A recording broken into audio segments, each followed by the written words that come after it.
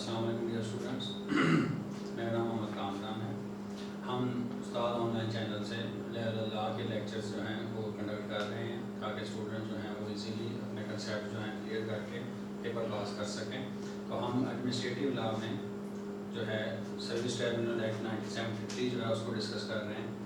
ये service tribunal act जो है ये बताता है कि अगर डिपार्टमेंटल अथॉरिटी ने आपको कोई पनिशमेंट दी है, कोई सीवियर पनिशमेंट है जिसमें आपको रिमूवल फ्रॉम सर्विस या डिसमिसल फ्रॉम सर्विस है या लोअर पोस्ट पे आपको डिमोट कर दिया गया है, आपकी इंक्रीमेंट रोक लिए गए हैं, प्रमोशन रोक ली गई है, तो आप डिपार्टमेंटल अथॉरिटी को अपील करने के बाद अगर वहाँ से आपको रिलीफ नहीं मिलता तो आप सर्विस ट्राइब्यूनल में जाकर रिलीफ गेन कर सकते हैं।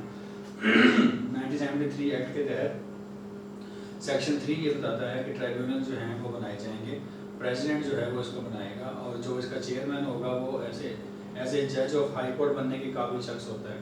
तो सेक्शन 3 जो है वो इम्पोर्टेंट है for the composition of tribunal के लिए। इसमें 2, 3, 4 लोग और भी शामिल हो सकते हैं, जो टेक्नोक्रेट्स हो सकते हैं, जो सिविल सर्वेंट्स हो सकते हैं, जो सर्विसेज को पर्टिकुलर सर्विसेज को समझ सकते हैं उस स्ट्रक्चर को, वो लोग भी इसमें शामिल होते हैं। लेकिन जो इसका चेयरमैन होता है अमूमन हाई कोर्ट का जज बनने का अहल शख्स जो है वो इसका चेयरमैन बनाया जाता है। और इसका काम क्या है कि ताकि सिर्फ सर्विसेज के मैटर आए और जल्दी से जल्द उसको हल करके ताकि लोगों को रिलीफ दिया जा सके, ताकि वो लंबे अदालती जो हैं प्रोसीजर हैं उसका शिकार ना हो लोग। तो हम उसको देख लेते हैं। सेक्शन 3 जो है वो ट्राइब्यूनल की कंपोजिशन से डील करता है।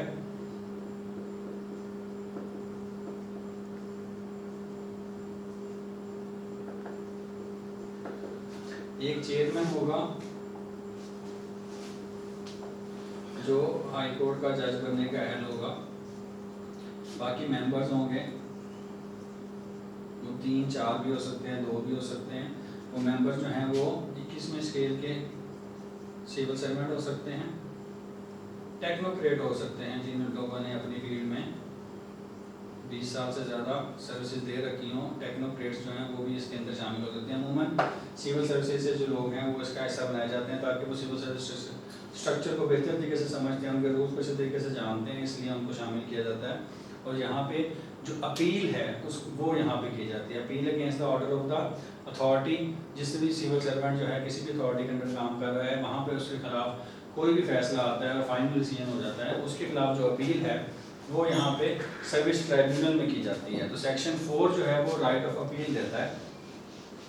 सेक्शन 4 ये कहता है कि every order of the appointing authority या departmental authority is appealable under section 4 of the service tribunal act 1973।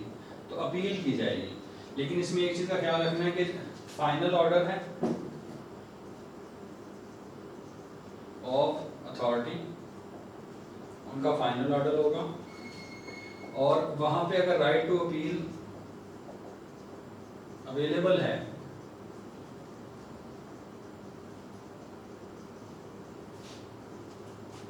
Eight authority, तो पहले आपने वो अवेल करना है। अगर आपने वो राइट अवेल नहीं किया तो आप यहाँ अपील करने नहीं आ सकते। आपने वहाँ अपील दायर की और 90 डेज के अंदर उसका फैसला नहीं किया गया, ठीक है, नो डिसीजन, तो फिर आप अपील करेंगे। और अपील करने के अंदर आप सारी डिटेल देंगे और वहाँ पे अपने मामला जो हैं उसको देखा जाएगा।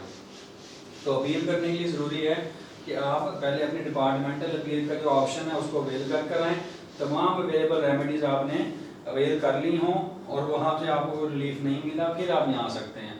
और सेक्शन 5 ये कहता है पावर ऑफ ट्राइब्यूनल, ठीक है, ये सेट असाइड कर सकते हैं फैसले को, मॉडिफाई कर सकते हैं या उसको रिटेन कर सकते हैं। कह सकते हैं कि यही रहे या उसको बढ़ा भी सकते हैं, ठीक है। अमूमन ऐसा नहीं करते कि उसको बढ़ाएं, लेकिन उस फैसले को सेट असाइड किया जा सकता है, मॉडिफाई किया जा सकता है या उसको रिटेन किया जा सकता है। तो इसके पास पावर्स हैं और इसके पास सिविल कोर्ट की पावर होती है। ये एविडेंस कलेक्ट कर सकते हैं, ये किसी बंदे को मजबूर कर सकते हैं कि उसके सामने आके बयान दे। तो सेक्शन 5 जो है वो बताता है कि उसके पास पावर है ट्राइब्यूनल के पास कि वो डिसीजन ऑफ अथॉरिटी जो है उसको सेट असाइड कर सकता है, मॉडिफाई कर सकता है या रिटेन कर सकता है। तो सेक्शन 3 ये बताता है कि कंपोजिशन ऑफ ट्राइब्यूनल होगी, ट्राइब्यूनल बनाए जाएंगे या सिविल सर्विसेज के मैटर आएंगे, ठीक है। टर्म्स एंड कंडीशन के हवाले से जो डिसाइड डिसीजन है या क्वालिफिकेशन ऑफ जो सिविल सर्वेंट है उसके हवाले से नहीं, जो टर्म्स एंड कंडीशन के हवाले से इश्यूज आते हैं, किसी की प्रमोशन का इशू बनता है, किसी को रिमूव फ्रॉम सर्विस का दिया गया है, तो उन चीज़ों को यहाँ पे एड्रेस किया जाता है। और ट्राइब्यूनल बनाने का मकसद ये कहता है कि जल्दी जो है स्पीडी ट्रायल हो और जल्दी मामला हल हो जाए। सेक्शन 4 ये बताता है कि आप अपील कर सकते हैं इन सर्विस ट्राइब्यूनल, लेकिन अपील की सूरत में करेंगे कि आपने अपना राइट ऑफ अपील इन जो स्पेसिफाइड अथॉरिटी जो है वो अवेल कर लिया और वहाँ पे 90 दिन के अंदर आपको कोई रिलीफ नहीं मिला, तो आप अपील करने आ सकते हैं सर्विस ट्राइब्यूनल के पास। और सेक्शन 5 जो है वो पावर देता है सर्विस ट्राइब्यूनल्स को कि वो फैसले को सेटिसाइड कर सकें, मॉडिफाई कर सकें या उसी फैसले को रिटेन करें। और उनके पास एक सिविल कोर्ट की अथॉरिटी भी होती है कि वो किसी भी डॉक्यूमेंट को मांग सकते हैं, किसी बंदे की भी प्रेजेंस को कंपलसरी वो उसे बुला सकते हैं कि वो उसके सामने आके एविडेंस दें। तो ये सेक्शन जो है सर्विस ट्राइब्यूनल एक्ट जो है इसके मेजर ये तीनों सेक्शन जो है उसको डील करते हैं।